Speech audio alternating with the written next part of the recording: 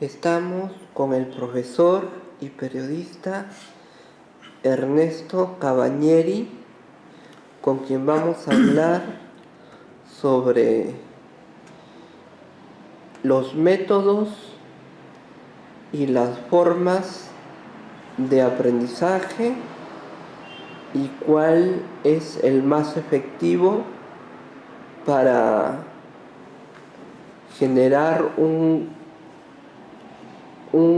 aprendizaje que libere, que motive y que aliente al alumno a ser el mejor, a seguir adelante.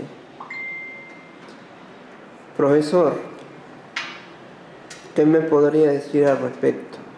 Bueno, mira, para que el aprendizaje sea significativo, para que se evidencie el proceso de aprendizaje, primero tiene que haber una buena convivencia entre el docente y los estudiantes.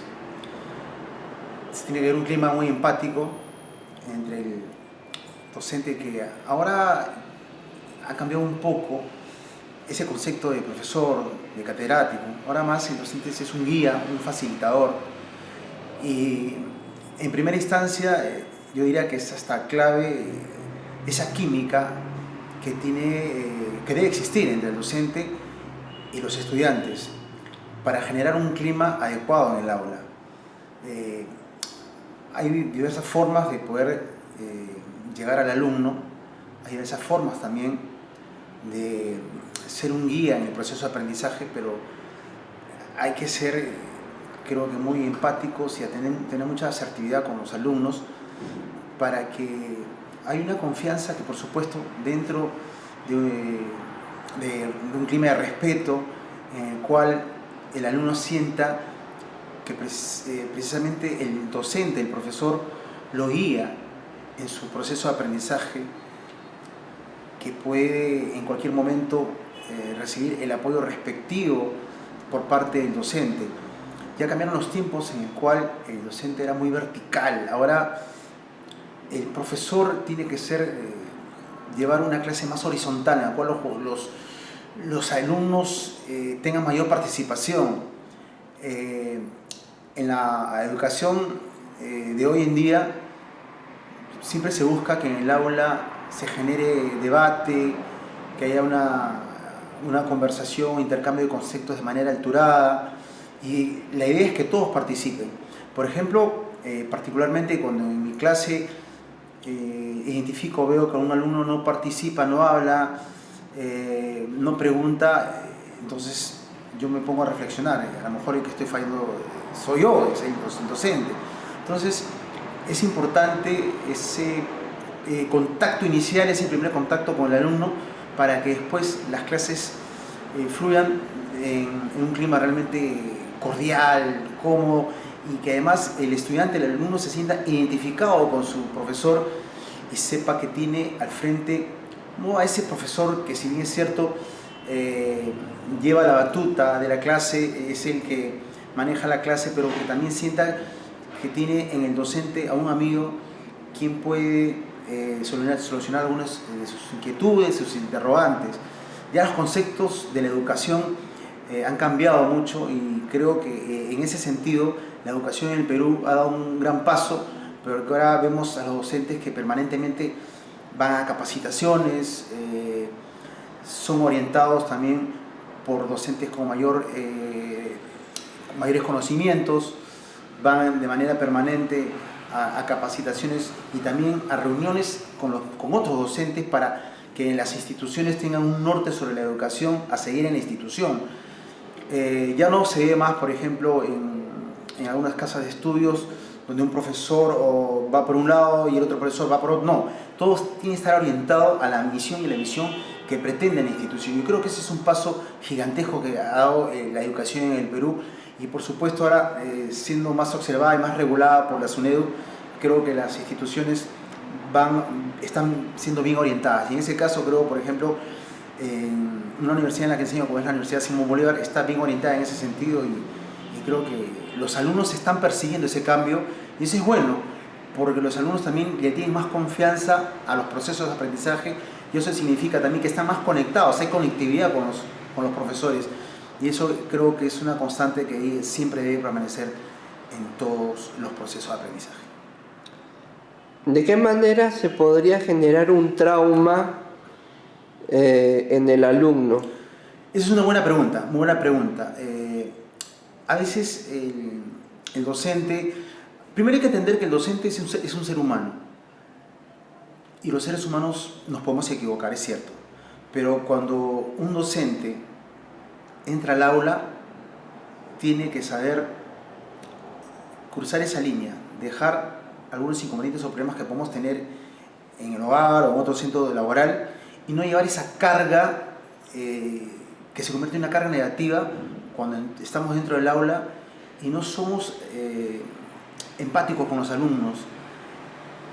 A veces yo he identificado que algunos colegas llegan con algunos problemas y a veces no están digamos, en ese momento con el carácter adecuado y conveniente para impartir una clase, pero ya con las capacitaciones que se tienen a nivel de educación superior, sabemos que hay que saber separar determinada situación para que en el aula seamos precisamente esos docentes y profesores asertivos, empáticos, que tenemos muy buena dirección con los alumnos y que los alumnos tienen esa confianza para poder entre todos construir el aprendizaje, que es lo que se quiere, ¿no?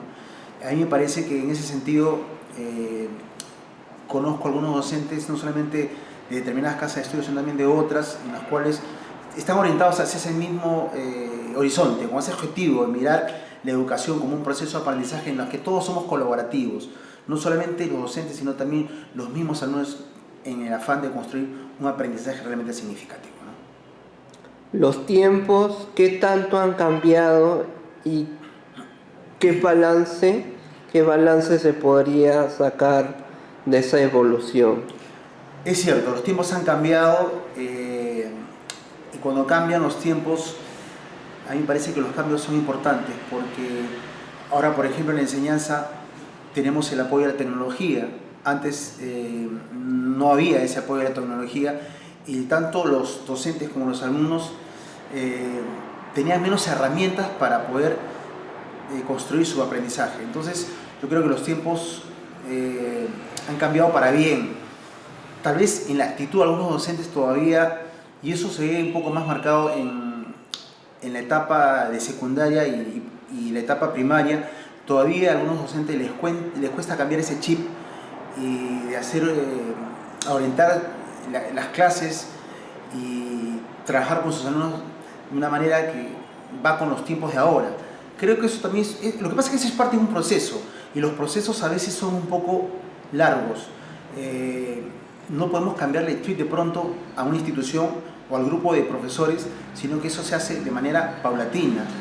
¿Y eso cómo se consigue? Con reuniones permanentes entre la parte jerárquica de las autoridades de la universidad o del colegio con los profesores. Porque creo que debe haber una conexión permanente, deben estar conectados de manera permanente, no solamente los alumnos con los profesores, sino también con las autoridades de la institución, porque a veces las autoridades de la institución tienen una visión que difiere un poco de la visión que tienen los profesores, pero si tú recoges información te vas a dar cuenta que los que están más cerca al estudiante son los profesores, y a lo mejor los profesores tienen mejor información con respecto a lo que podemos hacer como autoridades en una institución. Entonces ese lazo entre autoridades y profesores, ese vínculo no se debe romper, es un vínculo muy estrecho, tan estrecho como es el vínculo entre docentes y alumnos. ¿Cuál es el límite de la flexibilidad académica para evitar que el alumno dejado, el alumno que tiene bajo rendimiento y que es relajado, no se aproveche al final? Bueno, eso también depende mucho del docente, ¿no? Hay situaciones límite también. Por ejemplo, hay normas que hay que respetar, hay normas que no se deben dejar pasar por alto. Por ejemplo, para darte un ejemplo rápido, todos sabemos que un alumno con el 30% de inasistencias pierde el curso. Entonces, a mí me parece que el alumno debe ser más responsable. Es probable que algunos alumnos falten a determinadas clases porque muchos también de los alumnos trabajan y a veces tienen inconvenientes en sus centros laborales, pero ellos ya saben que también corren el riesgo de perder el curso si es que exceden ese límite de 30% de inasistencia. Entonces las cosas están claras en algunos aspectos, en otros tal vez no tanto, pero no nos olvidemos que el docente es el que realmente tiene la autoridad en el aula. Entonces hay que respetar también los marcos de jerarquía. Entonces en ese sentido la función del docente realmente tiene que saber también ser capitalizada en los mensajes por parte del alumnado para que no haya malos entendidos y no haya inconvenientes a la hora de evaluar. El alumno sabe que el docente como facilitador, como guía, lo va a ayudar, le va a proporcionar herramientas en la construcción de su aprendizaje, pero también sabe que la autoridad en el aula es el profesor y que también, como así ellos merecen respeto, el docente también. La flexibilidad depende mucho de las reglas que el profesor exponga de manera inicial a sus alumnos, para que ellos sepan de qué manera el docente lo va a evaluar y qué es lo que se va a evaluar. Y parte de la evaluación también es la puntualidad y la disciplina dentro del aula. ¿Qué tan importante son las capacitaciones a los maestros? ¿Qué rol juegan en el ámbito académico? Es importantísimo, las capacitaciones son muy buenas y lo que se tiene que regular, creo yo, dentro de las capacitaciones son los tiempos. Por ejemplo, no en todas las universidades hay docentes a tiempo completo. Por ejemplo, en mi caso soy docente a tiempo parcial, porque también cumplo labores en otra institución. Entonces, en ese sentido, a veces no hay flexibilidad en los horarios de las capacitaciones. Te ponen como, por decir, el día miércoles hay capacitación de tal hora a tal hora y tienen que ir los profesores, pero hay profesores que no son profesores a tiempo completo de las universidades y que trabajamos en otros sitios. Entonces, en ese sentido, creo que esa parte se tiene que regular porque las capacitaciones son buenas para todos, sea docentes a tiempo completo o a tiempo parcial, pero en ese sentido creo que tienen que tener en el horario cierta flexibilidad para que los profesores que no son a tiempo parcial puedan estar también cumpliendo con las capacitaciones. Y estas capacitaciones, lo más importante de las capacitaciones tal vez no es asistir a las capacitaciones de manera permanente, sino que las capacitaciones que son efectivas en la medida que se ven reflejadas cuando el docente imparte instrucción o imparte aprendizaje en el aula. Ahí se tiene que evidenciar que las capacitaciones realmente son efectivas. ¿Qué tan importante y qué tan decisivo es el sinceramiento de los pagos en las universidades para tener una educación al alcance de todos? Bueno, ahí tiene que intervenir, a mí me parece que tiene que intervenir la autoridad competente. Y cuando digo autoridad competente me refiero al Ministerio de Educación. En la parte de educación superior también tiene que intervenir la SUNEDU.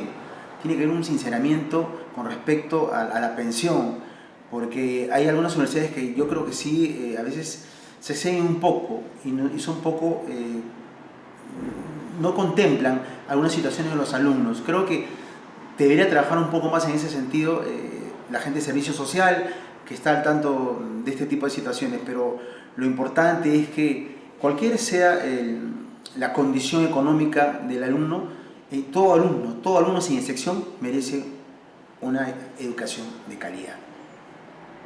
Gracias. Fue Ernesto Cabañeri, periodista y profesor. Gracias. De la Universidad Simón Bolívar.